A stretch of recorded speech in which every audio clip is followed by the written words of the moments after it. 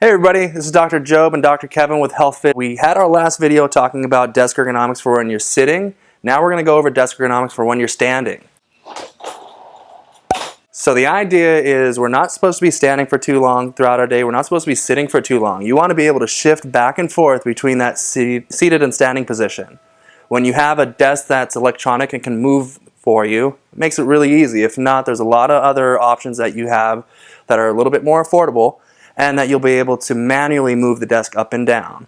The first step of what we're looking at here is a lot of what we talked about in our last video, where we want our forearms to be able to place onto the desk evenly and on the meaty part of the forearms. We don't want to hit our wrist. For people that typically suffer from carpal tunnel, all sorts of shoulder and elbow issues, this is just going to intensify what you're feeling.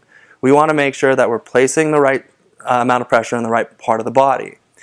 The second step is we want to make sure that our bodies are close enough to the table. For a lot of us, what we end up doing is kind of pooching our butt back, taking a couple steps away from the table.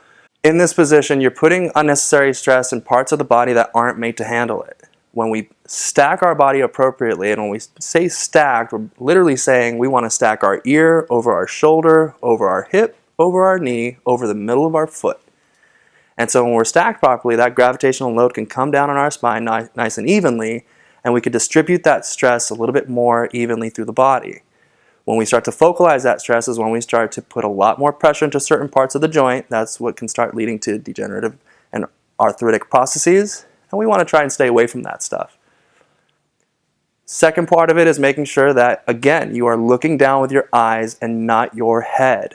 If you need to, you can take a couple of books, prop it up, get your screen a little bit higher. You can also get different tools online that'll help kind of raise that screen for you. But remember, you look with your eyes, not your head. Over time, you're going to continue to fatigue.